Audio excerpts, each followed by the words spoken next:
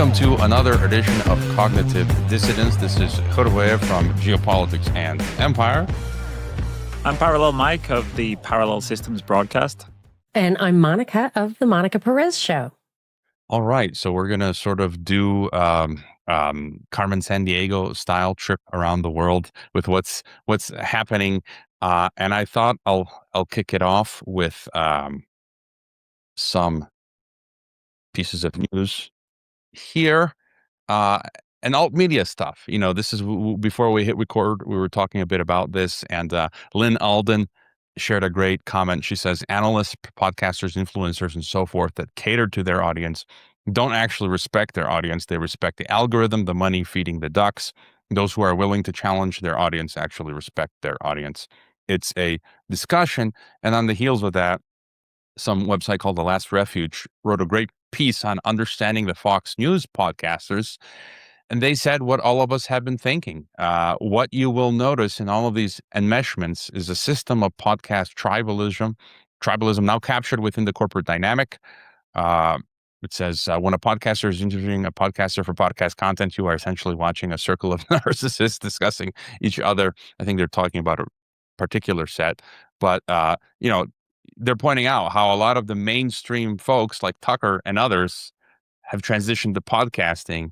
And it's basically, that's what I call legacy alternative media, what David Icke calls, what does he call it? The fake alternative media.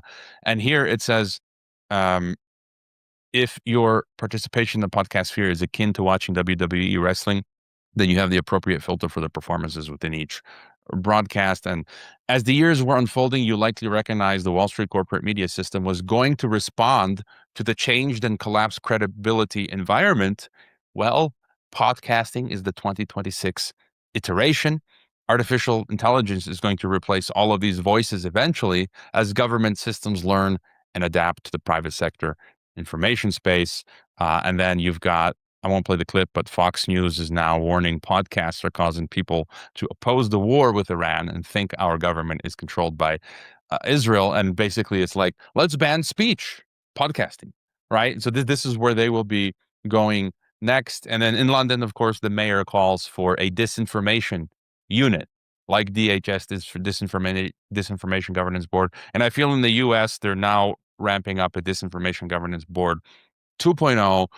And so I'll stop the share there to get your thoughts. But also I want to throw out that a lot of us are getting increasing heat and we're getting approached by interesting people, which I feel in many ways there's a honeypot type activity to where, if I said yes to some of the communications that I've had, they can potentially be used to entrap me, get me deplatformed, fined, or jailed. And so I feel like it's really starting to get real. So your thoughts on any of these things? Yeah, I'll just say that, going into 2022, was it? 23, the second Trump presidency, just as it was ramping up, there was a massive push to elevate lots of small independent media voices in the alternative media, especially those that were a little bit controversial and would go down the conspiracy narrative.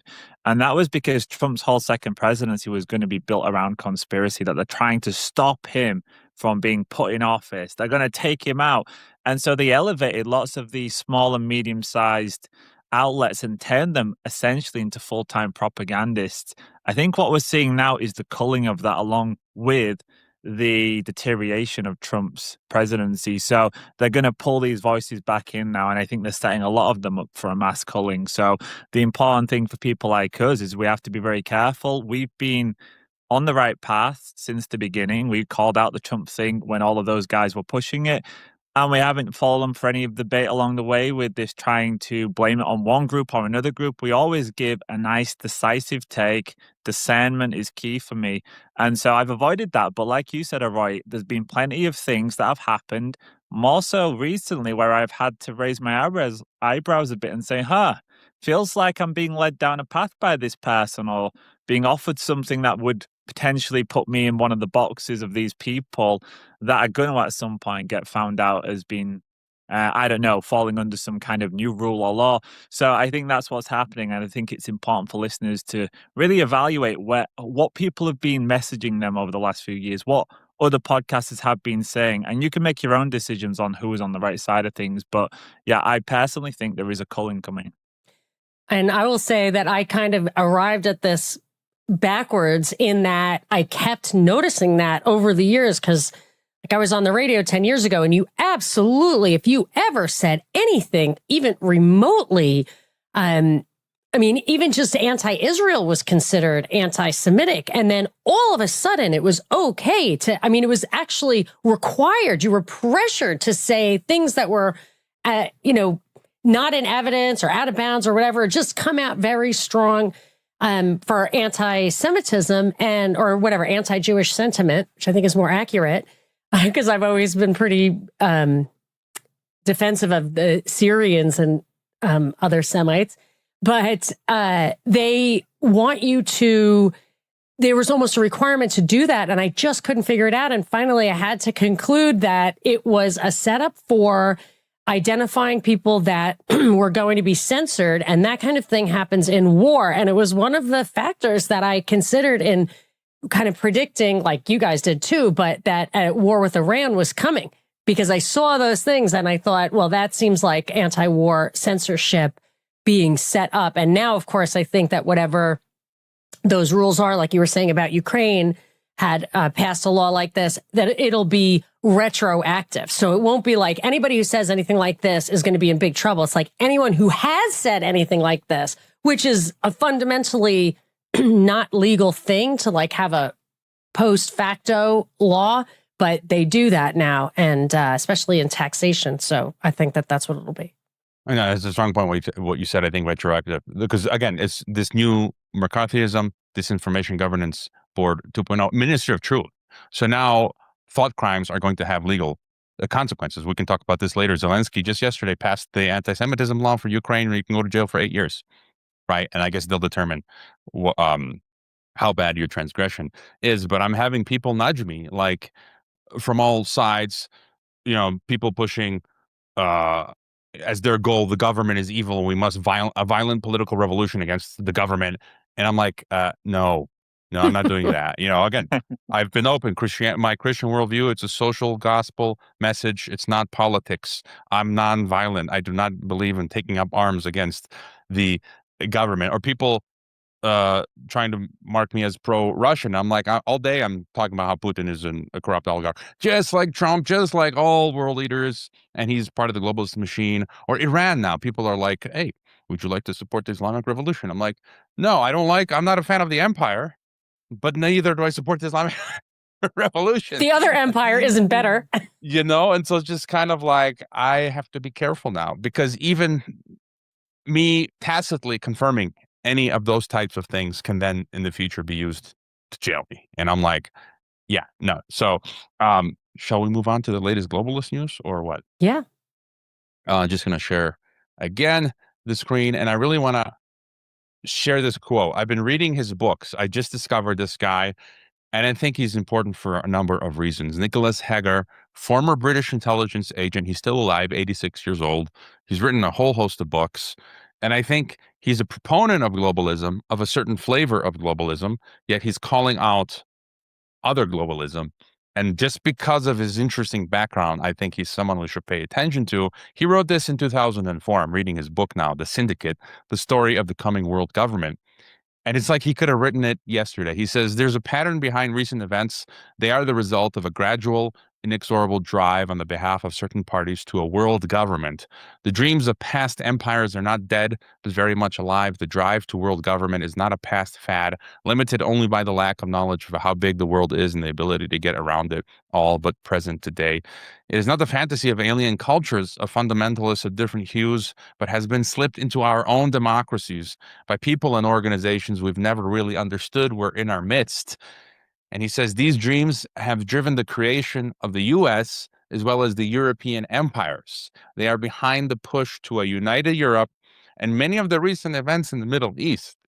They will be realized if we let it happen in a U.S. of the world, in the United States of the world, a world government.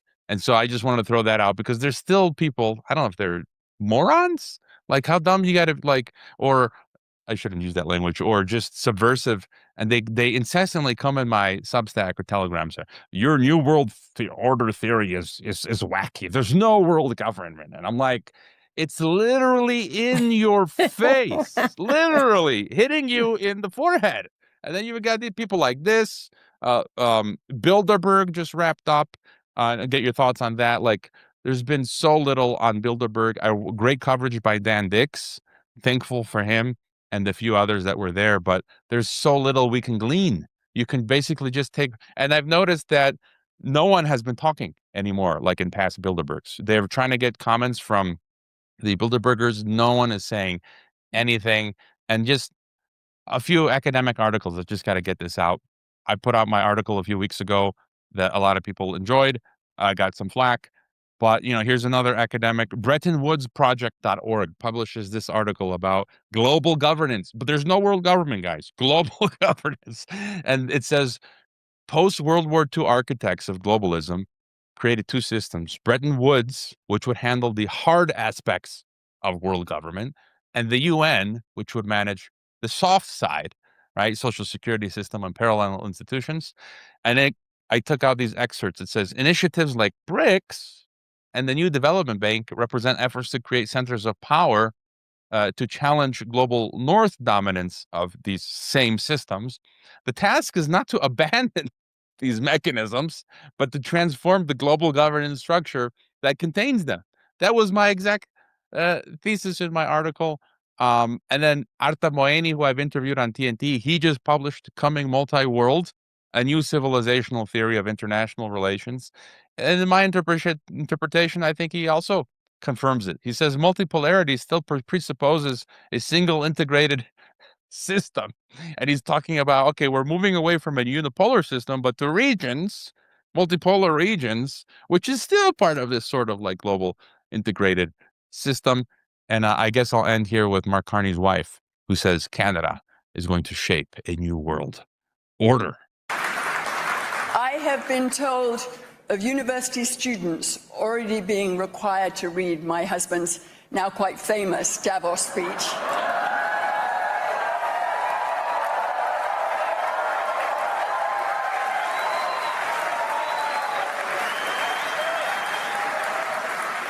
Of intergenerational dinner table conversations being sparked by its contents, of new possibilities opening up in its wake, of Canada being the nation that is helping to define and shape a new world order.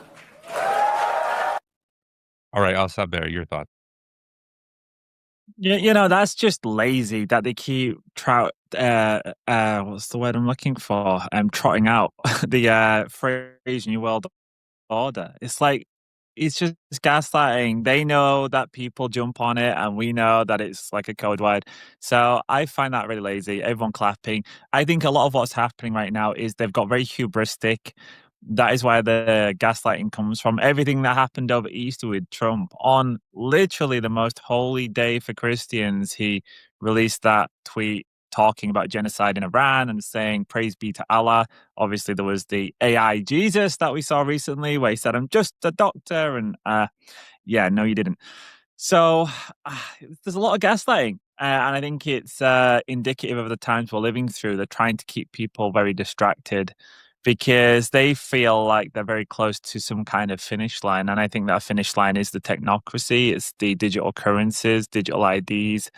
And they've got so much hubris, they think at this point we can't do anything about it. Just keep them distracted, laugh at them, gaslight them. And so I find it a little bit offensive. I tried to push back on these people by writing more, producing more. But, the Build a Beggar meeting, most of that was behind closed doors, so we don't know what went on. But it's the same old folk. It was like Palantir, Alex Carr, people like this, the White House. And Trump actually said recently, I don't know if you guys know this, he was defending Palantir, saying that they've been massively helpful. He was praising them about how they've contributed towards Iran, just as their stock had the worst week in a year. So he's defending Palantir, and Palantir, are building out the surveillance state domestically back in America. So don't know how people are squaring that circle in MAGA, but yeah. With both the Bilderberg and what she's saying, I think there's a couple of threads to pull on. First of all, they're British. Like, he was the head of the British bank. So when she says they're going to lead the New World Order, obviously it's this, I would say it's obvious it's this Atlanticist thing. So Brexit was kind of like, it seemed to me that they were moving away from the EU to be more with the US and the North American thing.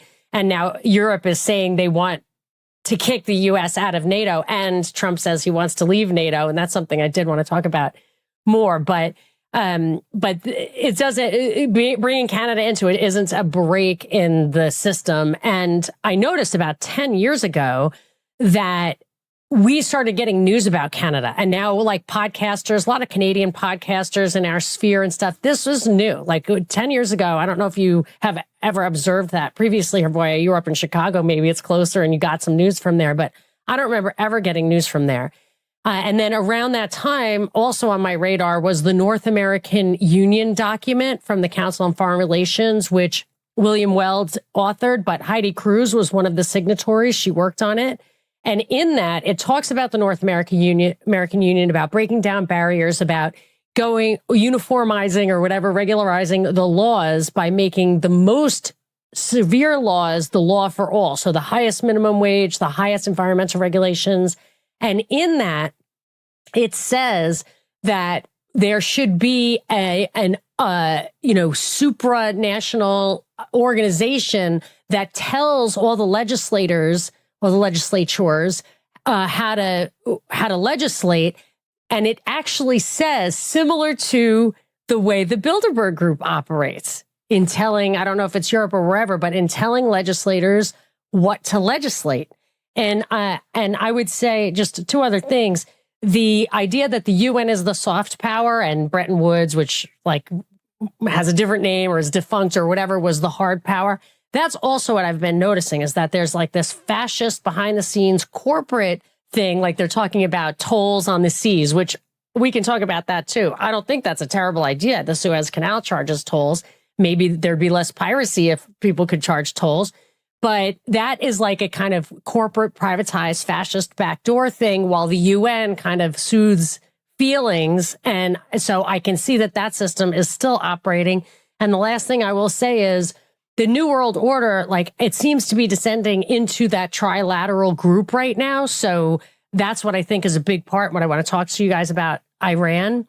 But putting it like that, having the three sections of the world, the lateral sections divided, allows the hegemons or like the big corporations within those groups to be protected by regulations and stuff. So you really have like no competition in that group, which is like a setup for, oligopoly or oligarchy. So it doesn't look like a world government. Still, it looks multipolar, but it functions as a world government because they all play by the same rules, which we saw in COVID. I thought that was a useful article, and it needs to be repeated because a lot of the global governance architecture is in the background and it's not so noticeable. But the whole Bretton Woods, it's like that's the hardware. That's the computing hardware is the IMF, the World Bank, which is financing all of the digital ID projects in all of the countries of the world. And then the UN is like the software. It's like the politician that you see. And then the Bretton Woods architecture in the background is the hardware. And as you described it, fascist corporate. And in many ways, when I listen to Carney's wife, it's like they have positioned Carney as the good guy, competent technocrat, professional. And Trump is like a good cop, bad cop. And Trump is this, maniac, uncouth. And so the pendulum will swing back to Canada to lead maybe the implementation of the North American Save Greenland Union and all that sort of stuff. Should we then move on to Iran? I guess. Sure. Yeah. I just love sharing. I don't know how you have the time to survey literally everything. Like I can just read your feeds and know that I have pretty much consumed the highlights of the entire internet. It's my job. I love this cartoon Naomi Brockwell shares. It's two people running from government space lasers, and it says, "I don't really mind the government's new death ray because it hasn't hit me yet." It's that whole privacy of we got nothing to hide, you know.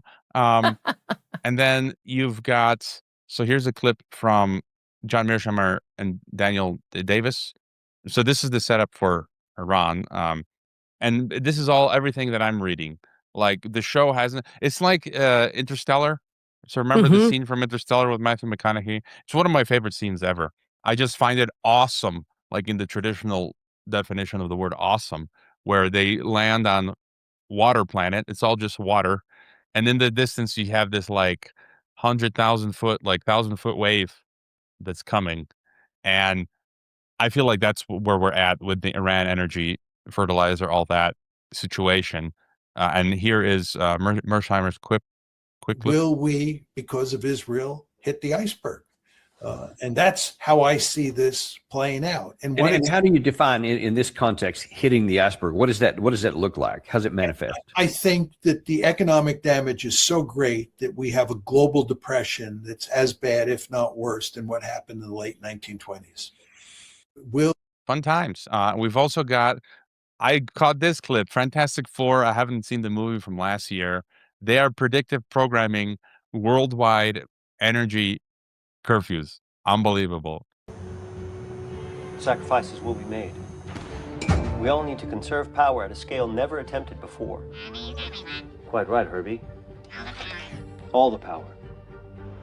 The worldwide energy curfew only works if everybody does their part to conserve electricity.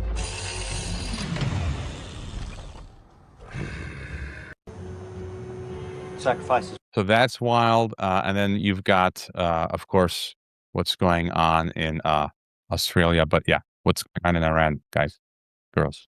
I thought that was really good, that Fantastic Four. That is precisely what I think they're going to start to move towards in the West, is some kind of energy curfews and lockdowns. And this whole thing in the Strait of Hormuz, I think they're purposely making Trump out to be the conduit of all of the chaos. And I don't know what you guys think, but it feels to me like they're trying to push him off that cliff edge now. What we've seen with the mocking of Christianity, and then you saw all of the, let's say, controlled alternative media start to turn on him. The Tucker Carlsons, Tucker's been speaking out against Trump for a long time, and he's such a broadly listened to conservative voice.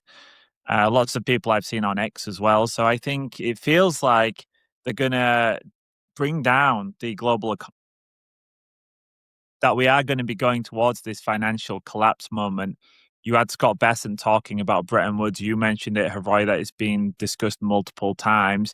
So they're getting ready. They're psychologically seeding people for this reset, the financial reset. Obviously, in World War II, Bretton Woods happened at the end of the war. So there was big chaos before that. I think we're going to live through that chaos now. They're seeding the Bretton Woods narrative, ready to revamp the global monetary system. But that ain't going to come without some serious disruptions first. So that's where I see the next few years going. And that guy said about an economic depression. Yeah, the US economy is already turning down. The University of Michigan do a monthly survey of consumer sentiment. It was the lowest on record, lowest reading on record. So people are already hurting. Less than a month's salary in the bank for over 50% of Americans. It's not going to take much to push them over the edge. A bit of job loss and inflation with the oil price, that alone is going to crush most families. It's going to feed into the real economy.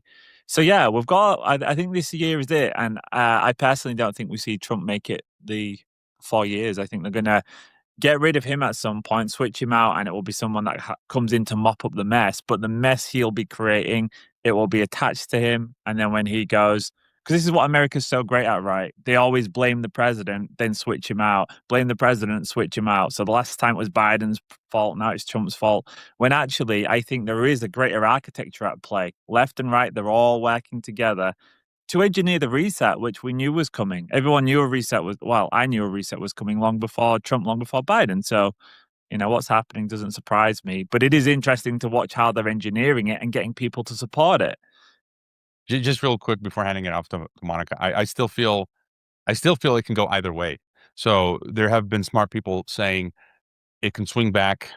If your premise is correct, Mike, it can swing back to the left, to the Democrats who will come in to stabilize Newsom as president or whoever. And then, or Vance, right, is being prepared as to carry the baton of Trump sort of 2 or 3.0. So I could sort of see that happening as well. But just going back to one of my theses is that it's like that letter, which was never confirmed as the source of it, the Albert Pike World War III letter.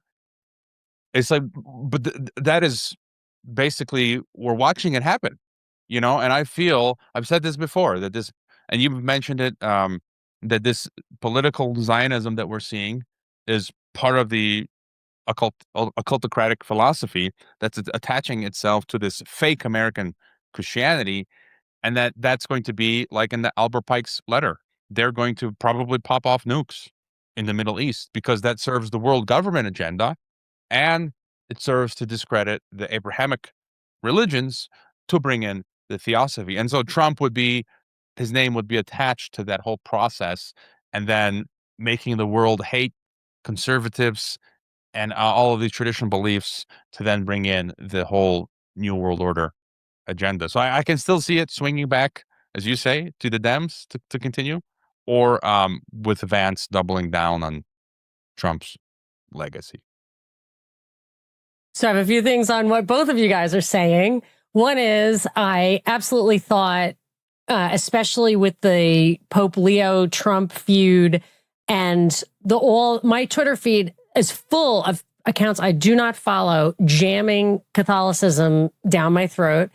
And I'm Catholic, and it's telling me all about the converts and everything. And I'm super suspicious of all that. And JD Vance and Candace Owens, people call Teal Catholic, which I don't know what definition of Catholic you could possibly have for him. I don't even think the Pope is really very Catholic.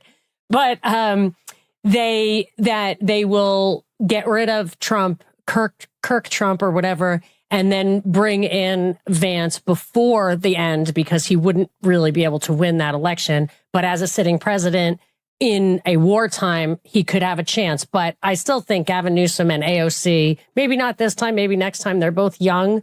But I feel like a lot of what Trump is doing is teeing up their campaign to be the savior. It depends. Perhaps it's one of those things where it just depends on how far along they are, how soon they get to end, move into the next phase.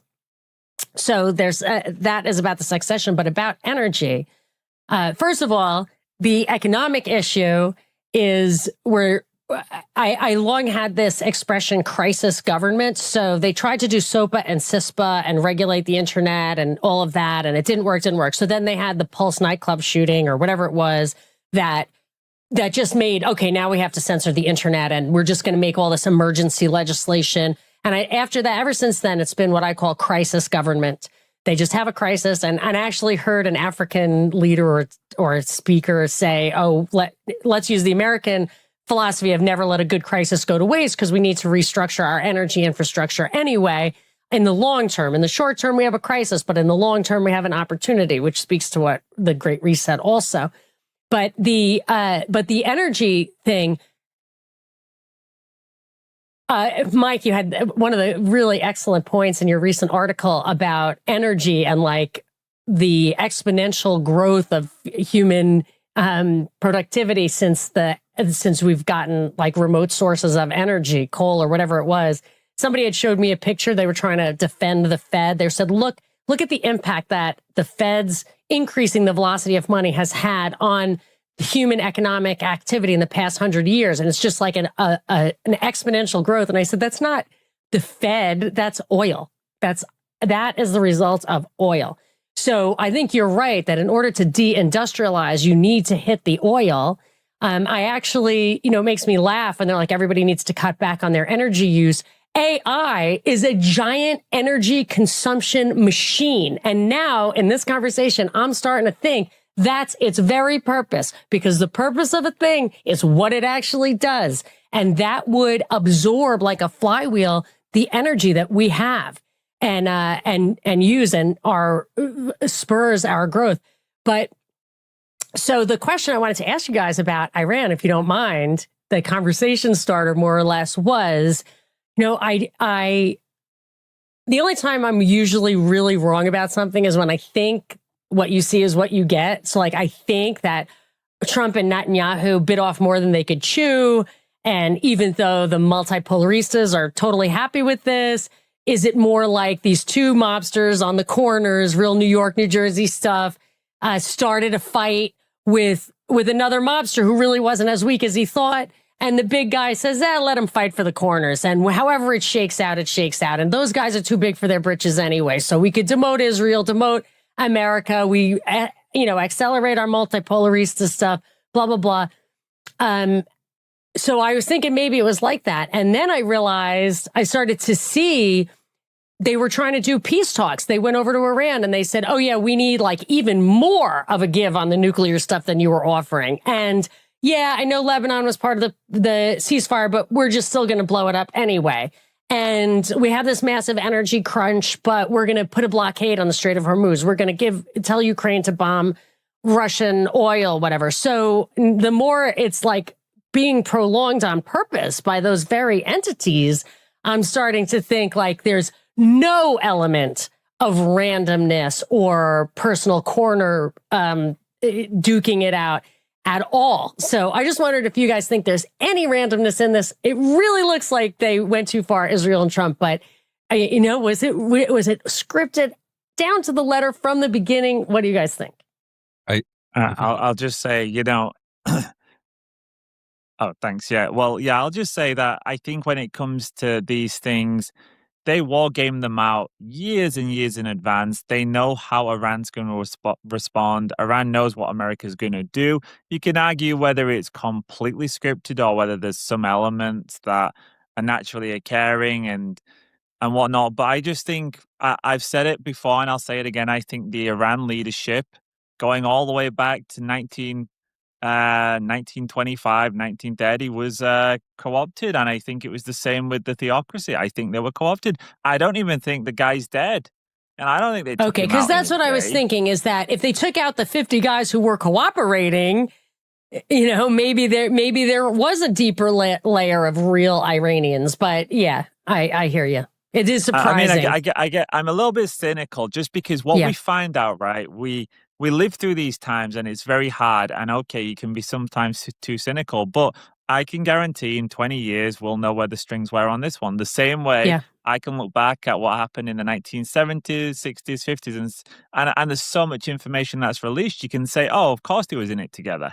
Now, yes, there are parts of it that are uncontrollable. Like I think personally, the Shah of Iran, the last one, that towards the end, he genuinely did turn on his paymasters and said, listen, I'm not going to renew the oil agreement. I'm not going to dignify myself, and I am stepping aside. I'm not going to work with you anymore. But I think we're a long way past that, Monica. Look where we are. I mean, it's over 50 years. We can see that when it comes to the big agendas, everybody works in lockstep.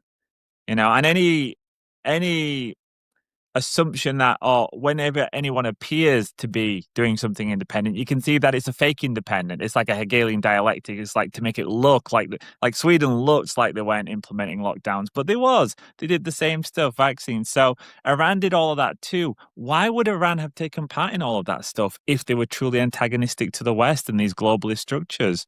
Just seems to me unlikely. So I think, and I say it's fake until proven otherwise, not real until proven otherwise, fake until proven otherwise. I'll just add Matt Smith, shout out if he's listening. He says he listens to our podcast, but he just published an interesting piece. I'll say it's not perfect, but neither is anything anyone publishes, and it's a great thought experiment. He says narrative control and human behavior, that all of us just fall into creating narratives, and he lists a couple, and he says that we should stop doing that and just focus on what is observable, cause and effect, kind of what you're referring to, Monica. And I'm just gonna, it's a tongue-in-cheek joke, but Matt, your narratives are wrong. We should focus on cause and effect is itself a narrative. I think we could say jokingly, but And I realized reading that article intuitively, that's what I try to do. What you're talking about, Monica, is just observing, okay, what's happening? What are the consequences? And then just looking at that, then you can kind of from that form a narrative. And what you were talking about, all these signals people are paying attention to, the multipolarities, just like Israel and Netanyahu and Trump and the Iranian regime. Like, for me, I toss that off the board. For me, it's kind of looking at, okay, what are the effects? And it's going back to the global, the big picture. What are the measurable effects based on what they're doing in the Middle East, or the portrayal of what they're doing? We don't know exactly is the strait closed or not, or to what extent, but just based on that narrative, the whole world is having the Great Reset implemented. Like, for me, that's it. Forget about Netanyahu and the Iranian regime and this and that and Pakistan and blah, blah, blah. They are implementing, as a consequence of the story that they're telling us surrounding Hormuz and Iran, globally, they're bringing in, the IEA, the 10-point plan for cars every other day. They're going to force energy rationing upon the whole world. So again, it's like COVID 2.0. It's a global consequence. So that tells you that this was the goal. Iran is merely just the pretext, like COVID was, to implement the global control system. It's like as simple as that. And so I don't know what else to add. Yeah, it can't. I agree with you. I mean, the energy thing, if it had just been a shocking, like, stronger than expected response from Iran, and then these guys actually tried to mitigate that, then I believe it. But yeah, just like with COVID, they're actually prolonging it. They're prolonging it, and so that these different policies can come into place. But I wonder, as a follow-up, if you guys think this demonstrates that Israel runs the world, or it demonstrates that it's more like a board of directors or a mob, and they have their role to play, but they're not just slapping people around. Because it seems to me that this puts their role into perspective a little bit as one of many,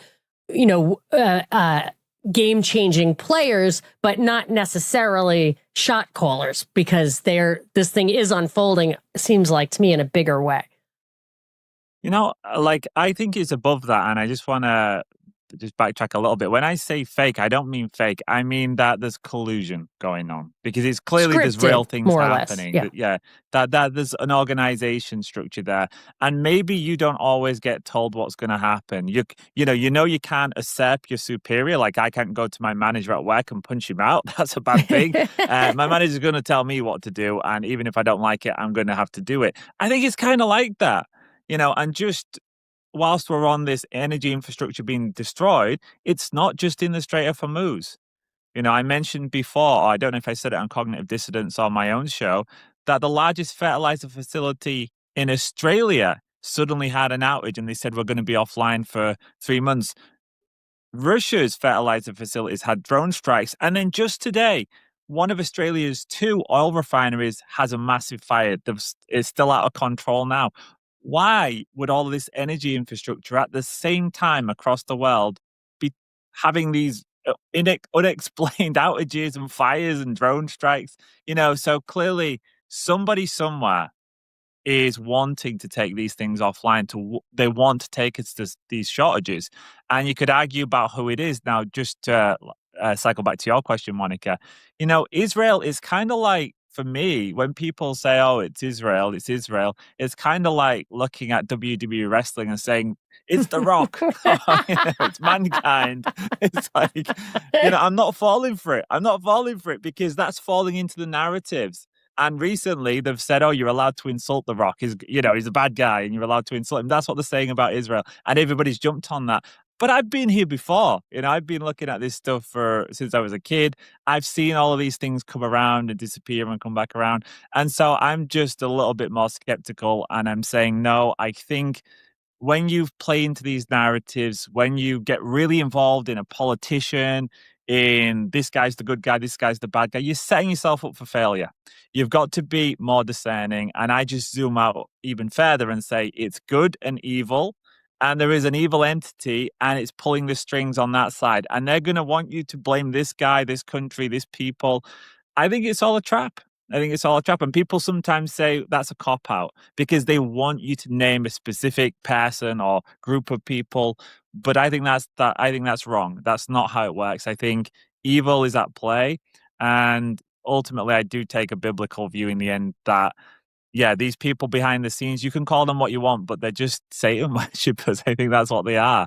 And they pull the strings and they use finance and the media and all of those things. But it's not one group of people. You can, yeah. I think the Jewish people actually are going to be in a lot of trouble in the end themselves. And we'll see that because eventually they will too be sacrificed by the bad guys if need be. And I think history played that out too. If you go back to World War II, there was a lot of people who were seriously harmed. Lots of people in Germany had their property taken and were killed.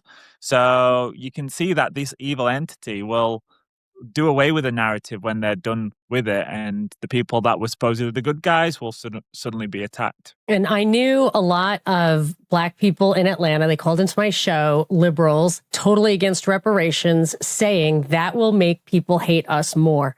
So it's quite possible that anti-Semitism legislation, so-called, if there starts to be a Gestapo-like crackdown here on free speech and stuff, that it would scapegoat them.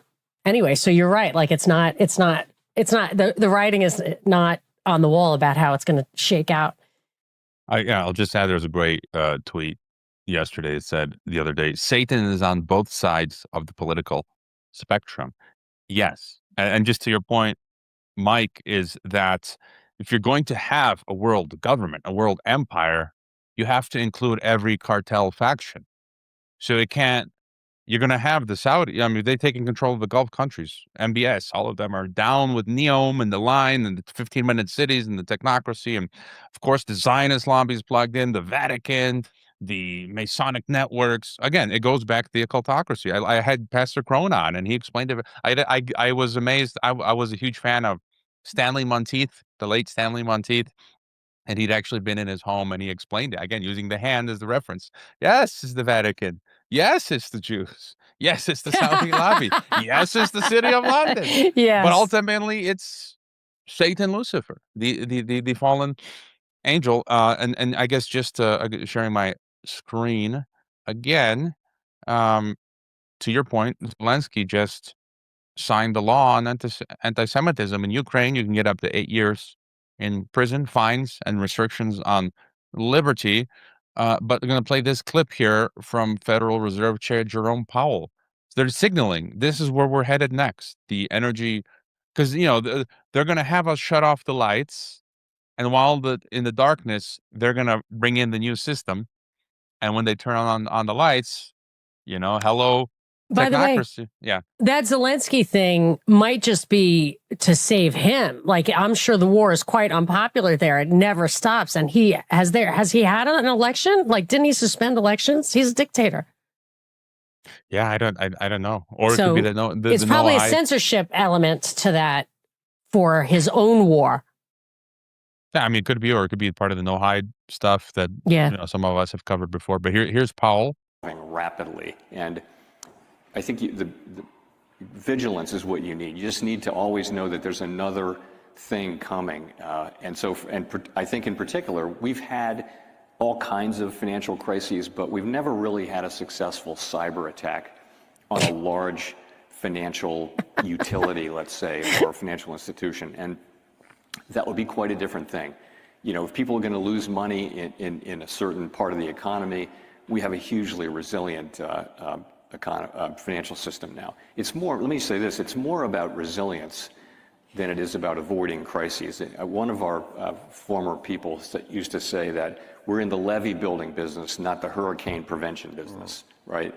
So there are going to be hurricanes and they're going to come, and you just have to assume you won't know what direction or what the nature of it will be. So you want a highly resilient financial system. And we do have that, but again, nobody who's in that business will ever give you a green light. They'll always say, "Here, these are the risks, and we got to monitor."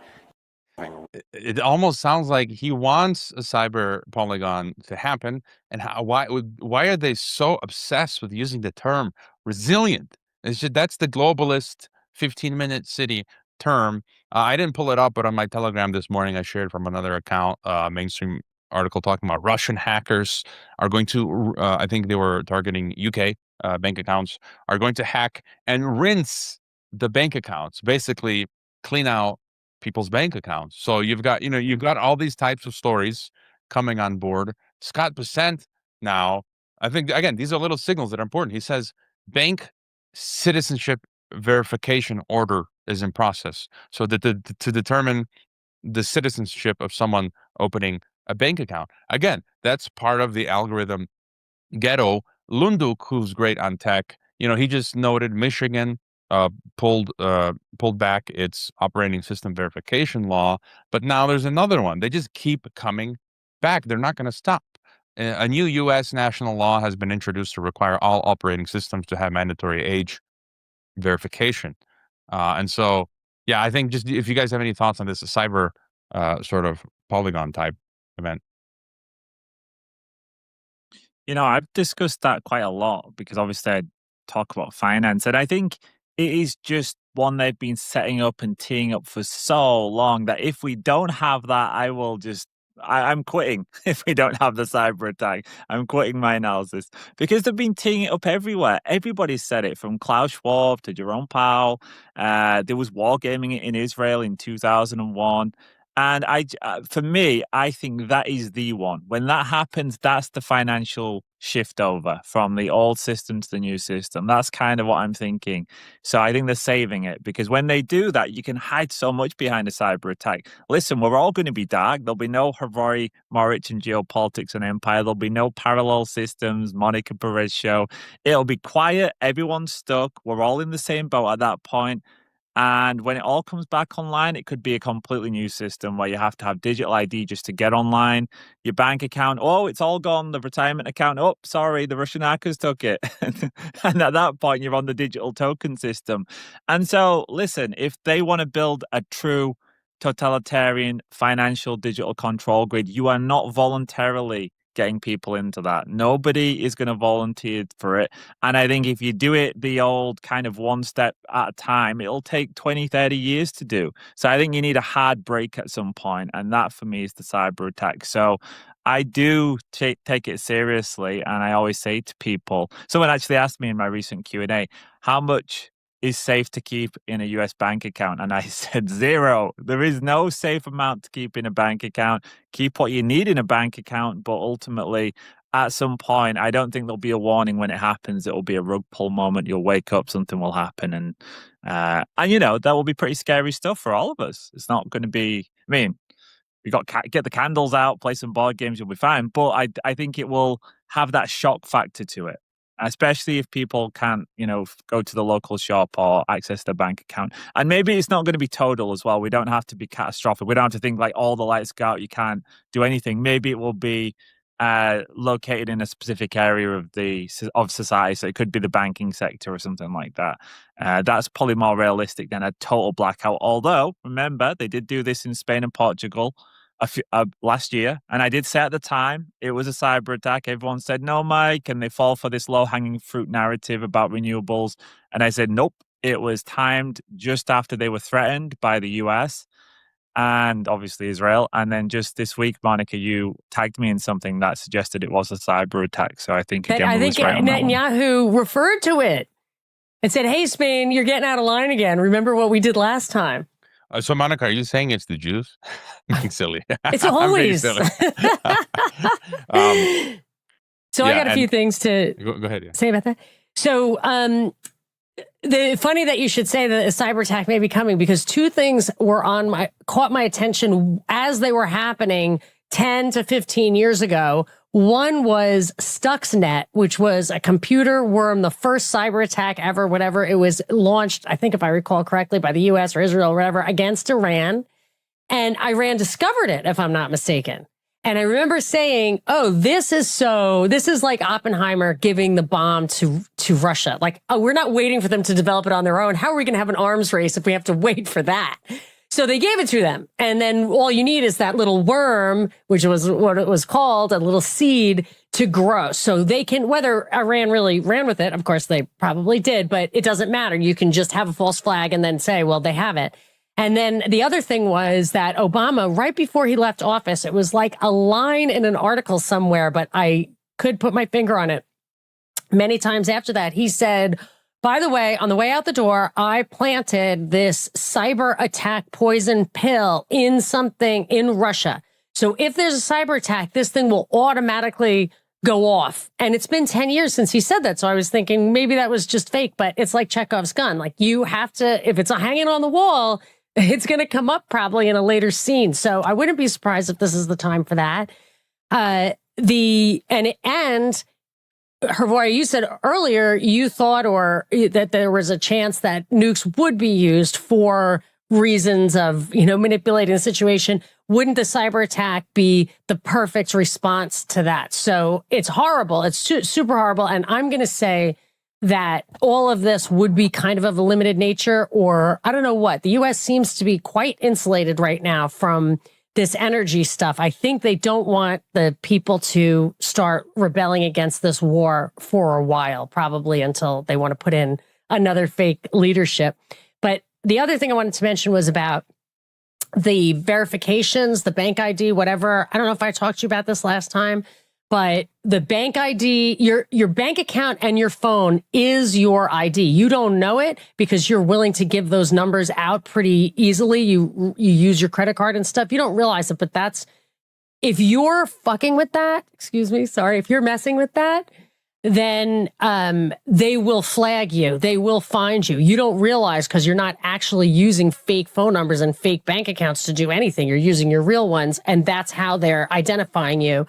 And I noticed the Roblox, the kids thing, has implemented this elaborate age verification thing. And what people don't realize is you're thinking of it as a 16-year-old. Well, the kids have to do that now. It's not the kids that have to do it. Every single solitary person on earth has to do it. Every time there's an age verification thing, you have to do it. So that's 7 billion faces for the AI, generative AI machine. It's total surveillance all the time. And people don't understand that these things are affecting absolutely everybody. And if you want to opt out, because a lot of people have said that as soon as it comes to Twitter, I'm out. I'm completely done with this. I'm calling it the Roblox Benedict option. If you opt out, you have neutralized yourself completely from any participation in what is now the public square.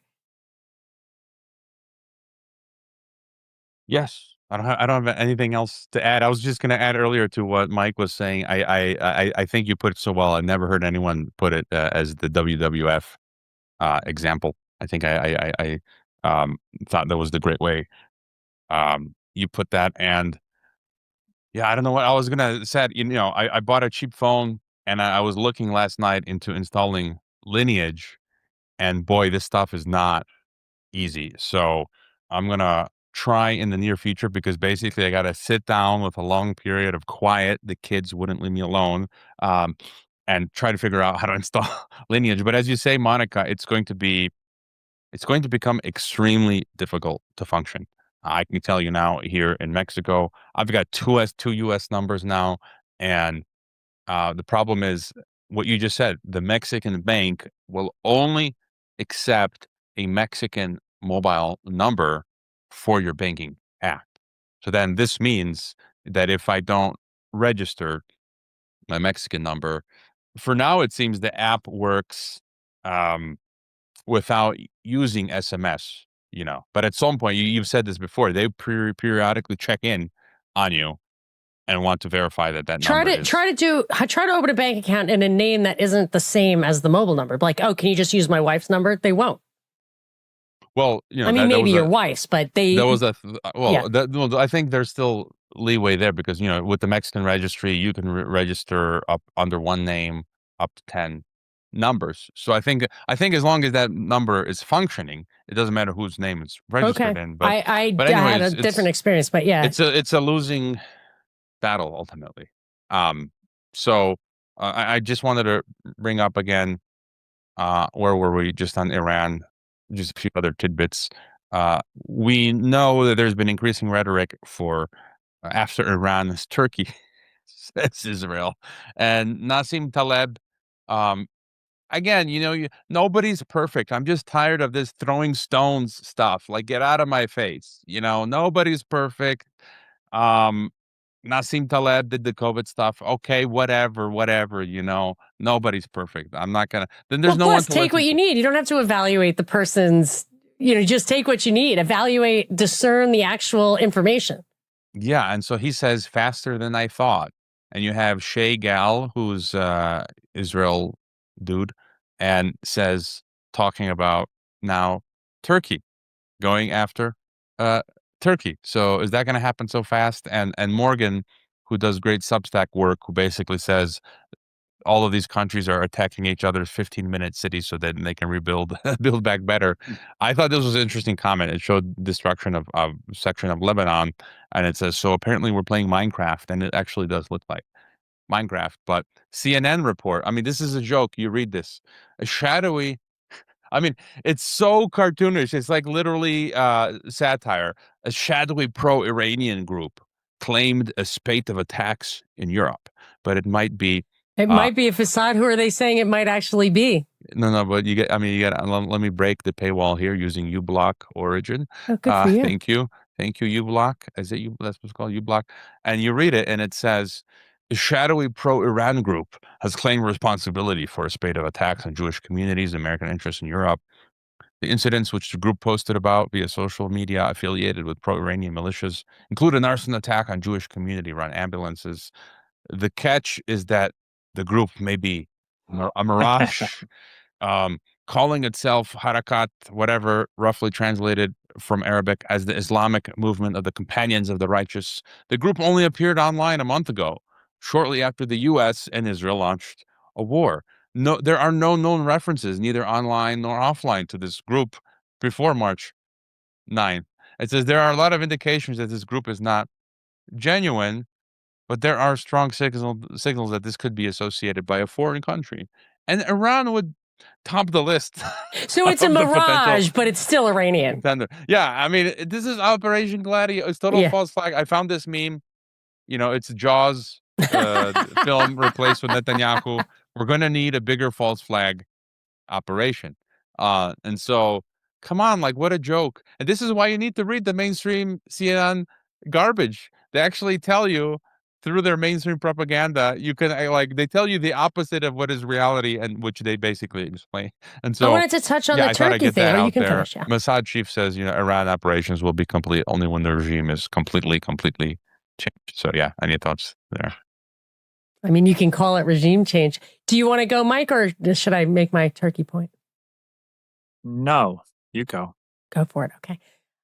So the European, there were two articles today in the journal about Europe creating its own NATO or kicking the U.S. out of NATO. And then there were two articles yesterday that I found, either in that or the New York Times, of Trump saying he wanted to be out of NATO. And that fed completely into my idea that the trilateral thing, the Oceania, Eurasia, and East Asia thing, is coming together as the hegemonic pillars in order to protect these guys from competition mainly. But if Europe kicks the U.S. out of NATO, and the first thing they said, I looked for it, it was everywhere. This means like massive increase in defense spending. Like all of a sudden, instead of having two big allies and, the out people, you have three like enemies. So they all need massive $1 trillion defense industries.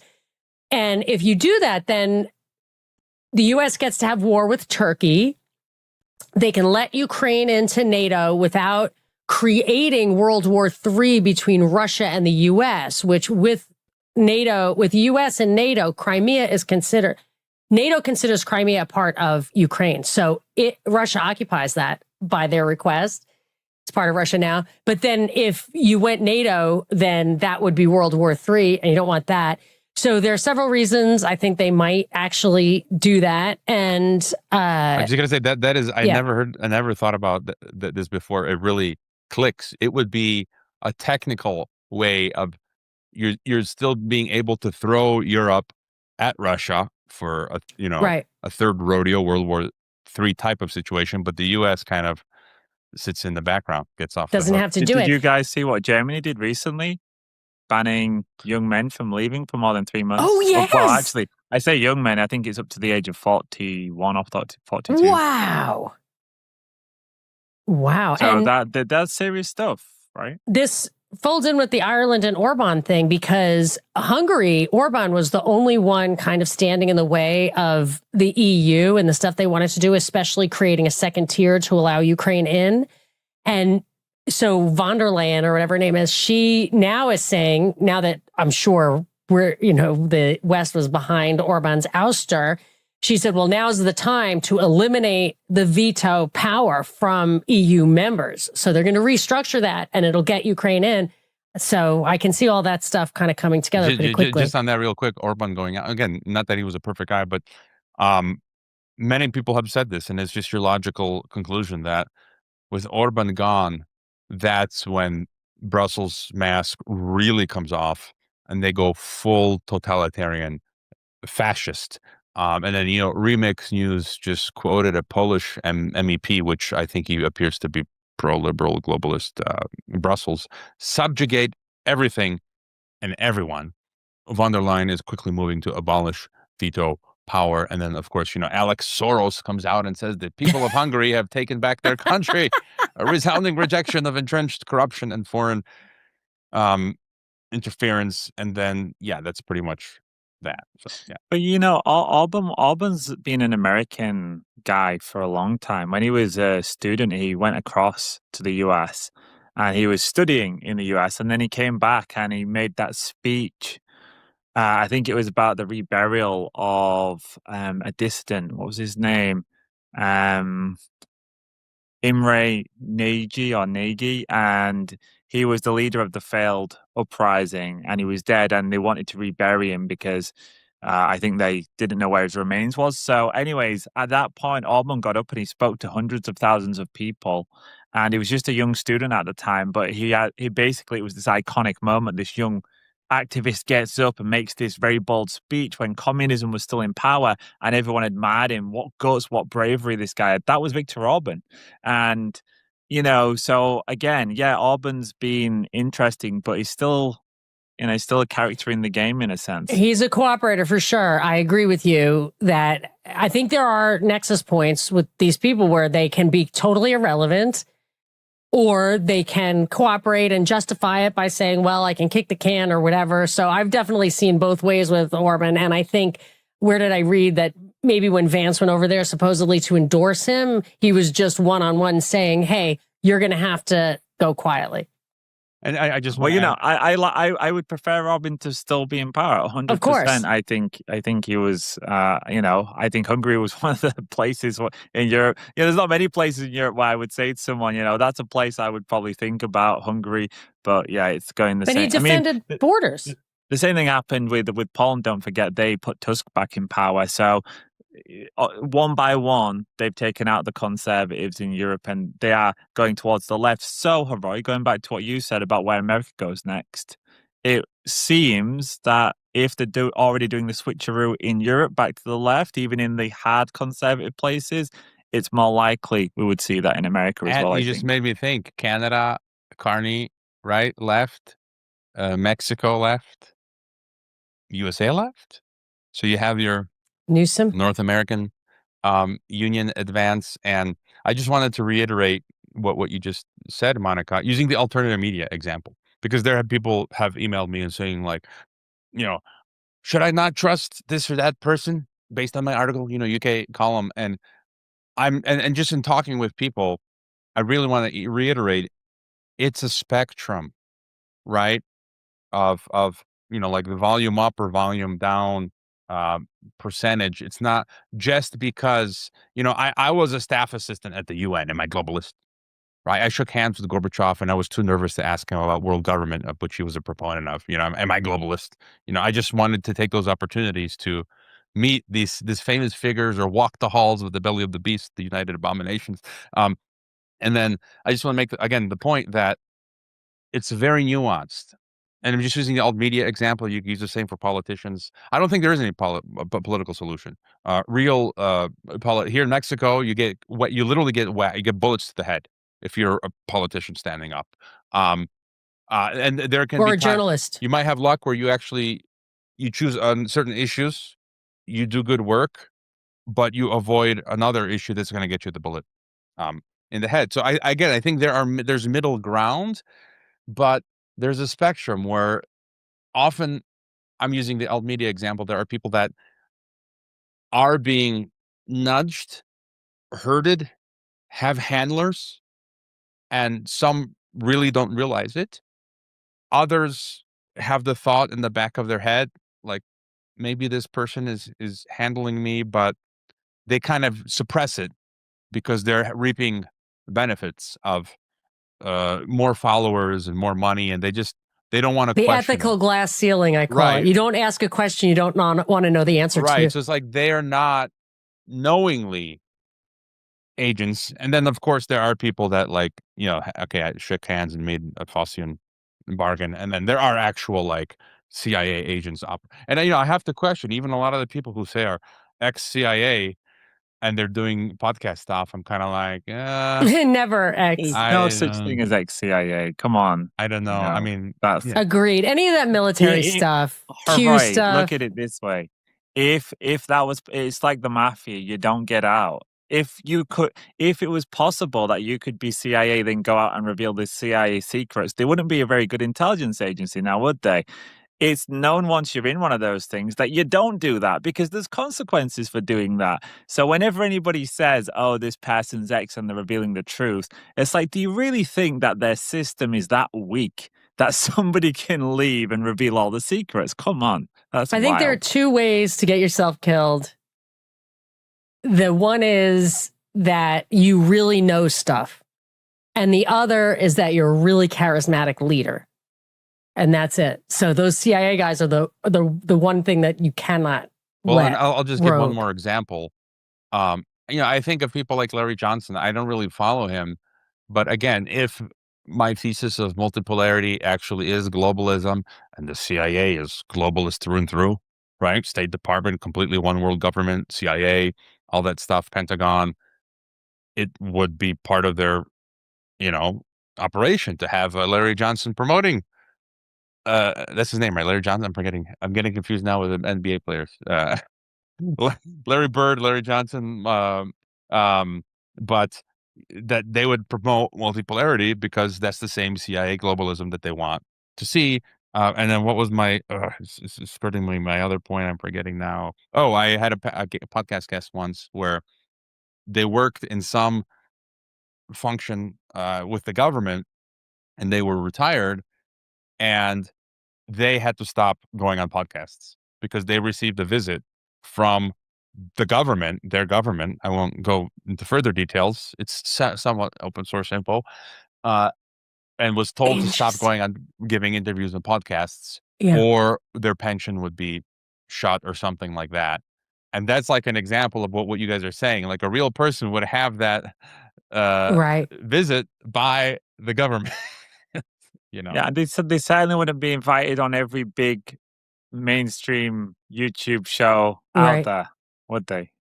I can think of 3 separate situations, myself, one of them, where that message was delivered by someone who was a friend or posed as a friend. Like, I remember I was always alerted on the radio or when I was doing that show and we get a Facebook post, hey, I'm a real libertarian, longtime fan. And then I would just literally sometimes on the air say, but, and then they would say, but you are going too far on this, and then privately or whatever for your own, credibility, you should not say that. I remember that. I had a podcast guest who was telling me, the guy who's really fighting the good fight there asked me to take a back seat, and so I'm going to, just let him be in the spotlight. And then that thing was a failure. I was like, okay, that was a setup. And then I had a podcast guest who we had a great conversation. He had written books about the topic, and he was like, okay, he was supposed to come back on, and literally never answered me again. Like, completely, obviously, somebody said to him, you should not be talking to those people. Like, you've got to stop that. I mean, it was just very clear that messages get sent. And I have other examples too, but totally that's how it works. But somebody sends that message and you should hear it. Yeah, and I'll just add in a few, caveats. There can be examples of some of the ones that we've given where it could be a simple explanation. Maybe they didn't want to do it anymore, or they didn't see it economically viable. Yeah, I'm not getting into the whole long thing. Those are a few that are, I'm sure. Yeah, but I'm not even, maybe not in that example, but right. Again, there's this spectrum and nuance, and for people to, take that approach when analyzing this stuff. Don't be paranoid. I don't like that either. Well, also, I think, I think with when it comes to podcasts and things, it's like we all have our own biases anyways, and we all have our own ways of looking at the world. And, I listen to Tucker Carlson regularly. He's put out some really good podcasts recently. I enjoy them. That doesn't mean that I'm listening to Tucker Carlson and thinking, oh, this guy's giving me completely genuine information. Do what he says. There is nothing in here that's going to mislead me. It's like this. You know what I mean? So I just think, like, why are people so desperate to have a hero to tell them all the truth and nothing but the truth? That's ridiculous. Nobody could do that anyways. And you should ultimately be trying to increase your own discernment. So you listen to somebody, but then why don't you go away and try and verify it and see if that person's speaking sense or not? I don't have anyone I listen to where I think, oh, I'm going to take whatever that I just heard from that guy and believe it. That's a foolish thing to do. So I just think you try and develop your own discernment. I listen to a multitude of people, and I kind of see them all as giving me a different take, different angle. And then I go away and say, okay, I'm going to try and look to see which part of that I think's resonating with what I think. And that's the way to do it. But this purity test thing is really silly.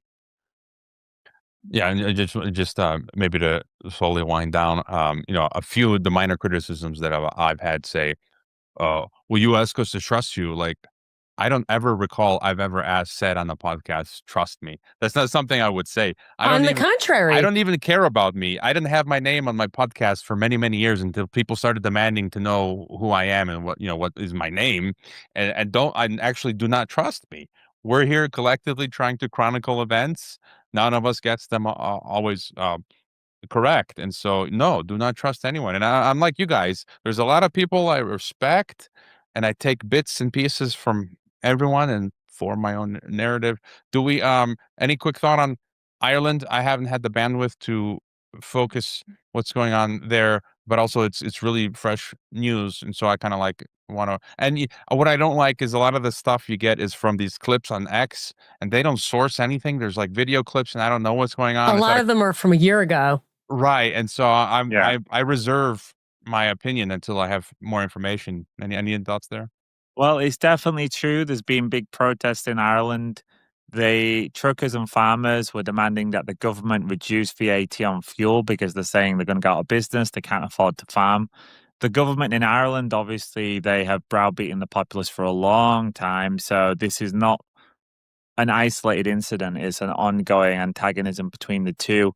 And the Irish government, rather than acquiesce or agree to sit down and have talks, actually sent in the masked police and military, and they were attacking people. Those are legitimate videos. They were pepper spraying old women and men, and it looked extremely violent, actually. They came down hard. It was similar to the truckers' protest. They tried to make a scene, tried to create some really bad optics.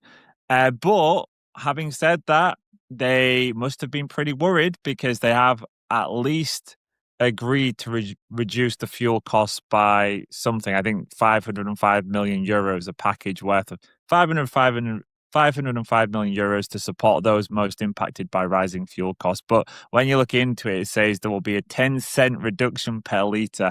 That's going to save the planet, that one. 10-cent reduction, guys. And it's €2 per litre. On the savings. So out of €2. And it says 10 cents. Yeah, it's 10 cents out of €2. So it's very small. It's a few pennies. You got to love the Spain as well. Spain was like, we're going to reduce the VAT on gasoline in Spain and von der Leyen.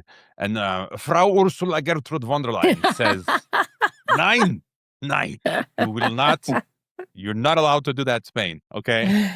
So I Well, mean, they did that in Poland too, and it's actually the prices. It's weird because obviously my wife's from Poland, and they've done a price maximum. So every day the petrol, what do we call them? Petrol stations. The petrol stations get told this is the maximum you're allowed to charge for fuel, and every station across the country has exactly the same price. So you can go to any one, the same price, and so other nation. I mean, this is Oh, shoot, Mike, your feed is freezing. Mike froze. guys. Okay, back. Here he is.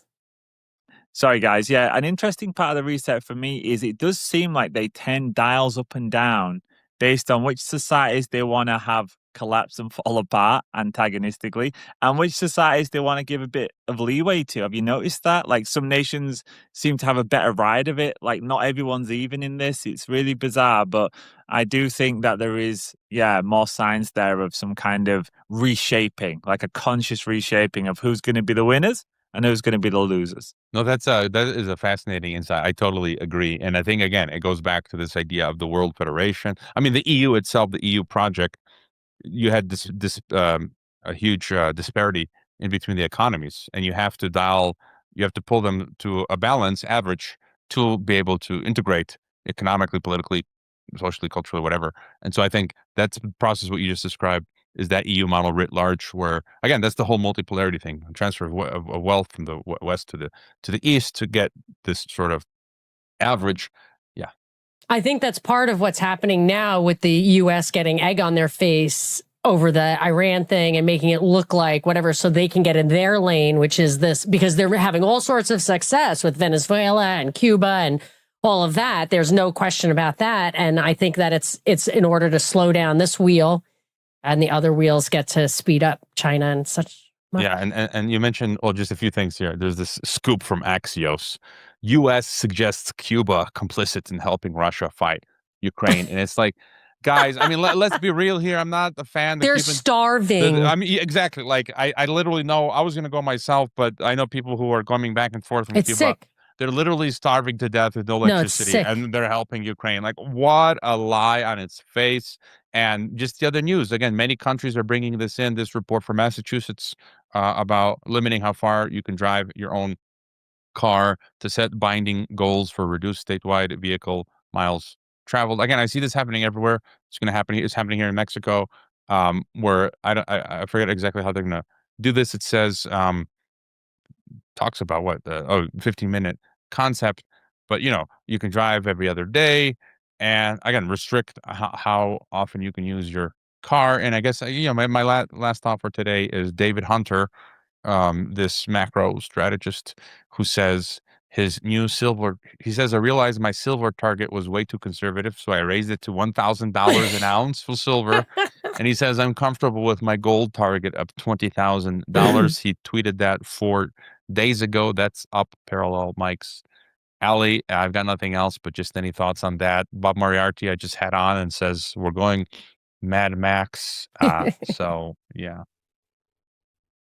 Well, listen, if you are resetting a system, what's it going to be reset against? Because you do have all of these assets in hyper bubbles, right? So you've got the S&P 500 in the most overvalued bubble in history. And you've got housing. When my parents were younger, you could buy a house for, I feel like this is old timer talk. When my parents were younger. But yeah, they bought a house for like 2 times the average salary. Today it's 10 times. So yeah, at some point those bubbles have to burst. Whether gold goes up to 30,000, 40,000, it doesn't have to do anything. It can just stay where it is, and all of these other assets collapse 80, 90% like in the Great Depression. So that's the way that things get revalued in a reset. I don't think you have to give numbers, because ultimately 30,000 is it could be a loaf of bread. You don't know what 30,000 is in 2 years, 5 years, because the only way to keep this thing going is to print and print and print. Yeah, barrel full so of I just cash. think, those people that have held gold the last few years are happy. They're glad that they did it. It's definitely helped them. And actually, it is already, have I froze? Yeah, it is already giving people more purchasing power. For example, I always say in the year 2000, the average British house price was 100,000 pounds. Today it's £330,000. So people say, oh, wow, it's gone up. But if you value it in gold, it was 570 ounces of gold back in 2000. Today it's 95. So it's collapsed 90% versus gold. Yeah. So, that's what's happening. That is how the reset works.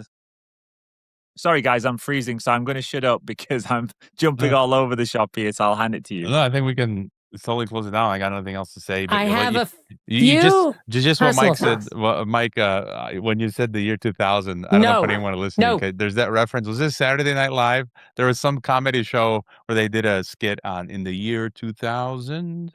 And this is like this would have been in the 90s. So I remember watching this as a kid. But anyways, go ahead, Monica. Just a few personal things. Obviously, Arturo is done, so we got to go. But one sad thing and two very happy things. It's been about a year since a friend of this show and of my show, Joe Not a Fed, died. And so we are commemorating him on tax day forever. And so I just wanted to shout out to all the people who loved him. We do not forget him. And but I had two unbelievably fantastic experiences over Easter that will bring joy to everyone's hearts. I think just if they had similar experiences, very joyful. One is, and I hate the bandwagoning of the Catholic conversion, but we have a friend from China who, a young lady who decided to convert to Catholicism. So we all as a family got on a plane just to witness it. And I just feel like it's, to make a move like that when you come from a culture that doesn't want that, it's no support from that it's just it was a very joyful experience. And we got a new baby in our family. My nephew had a baby and he's so super perfect. And I worry these days because I know that so many moms and families are just like breathing in literally trillions of invisible monsters everywhere trying to kill us all. Which I don't normally believe in, but just hyper vaccination and stuff. I just feel like everybody's vulnerable. So a new baby always gives me absolute hope for humanity, joy, all of that, especially people who, still go back to nature. We were like drinking bone broth and, enjoying some time. So just a really beautiful Easter for us. And I thought I'd share a little joy. And just to add what you just said, we know someone who just gave a young woman that just had a baby, and they asked us what we did, and it's like, look, we did what we did. You don't take us as medical advice. You do what you want, but we didn't give the vitamin K shot. Nothing. Our second kid is totally, completely 1,000% organic. And then I guess this person also didn't take any injections or vitamin K. And then the baby developed like a rash with red spots, and then they're wondering, was it because? And the doctor, the pediatrician, is like, oh, it's because you didn't take the vitamin K. And then I do a quick search online, like I don't know much about that stuff, and it's like, oh, the red rash is a common thing with newborns, and it goes away. And I'm like, oh, It's called newborn acne. I'm like, come on, and what lying. And vitamin K is an is a coagulant, so it's just are babies like bleeding out their umbilical cords now? I'm just saying, like, did God create humans from dust? Yeah, with a vitamin K deficiency. The Adam and Eve's children didn't have. You got to have your vitamin K. When. And who knows what's really in that stuff? Like no, I've read the studies like you have aluminum in there, and then the other studies that say. If you give the one that pierces the skin, like the injection of vitamin K, that causes pain to the child, which can have effects mentally in the child. PK test. They do a lot of stuff. But these people didn't go that natural. They did go to a hospital and stuff. But I just feel like even being, moms who got the COVID shots, I worry about them having big bouncing babies. Yes, we can leave it with my son has never met a doctor or a nurse. And is he covered in lesions? Is he a leper? No, he's 8 months old, and he's been around like 40 thousands and thousands of people. We all take him everywhere. He's really super happy, and he never been sick. So, wow. And when you guys I'm were short of everything I thought I knew about the. So I was just going to say, I'm questioning everything I thought I knew about the immune system, because if that's correct, that his immune system's worthless and it needs all of this stuff to be built up, he's never been sick and he's been around thousands of people. And you had such a cold he's got an winter. immune system. Yeah, -20. So, mother's milk and healthy parents and good clean air seems to be what your baby truly needs. And actually, those trillions of invisible monsters everywhere trying to kill us all, like all the germs and everything. I'm a huge pro-germ person. I don't like the mRNA things running around, spewing out of people's faces. But with all the animals and fresh air and everything, I'm guessing that baby's immune system has more data in it than like the metaverse. Yes, shall we end then with big, beautiful babies make humans defeat down with the eugenicist globalists? I guess I'm signing off here. Khurwe, Geopolitics and Empire.com. Mike at Parallel Systems over on Substack. Please do come support us. Monica on the Monica Perez Show on your favorite podcasting platform, also on Substack.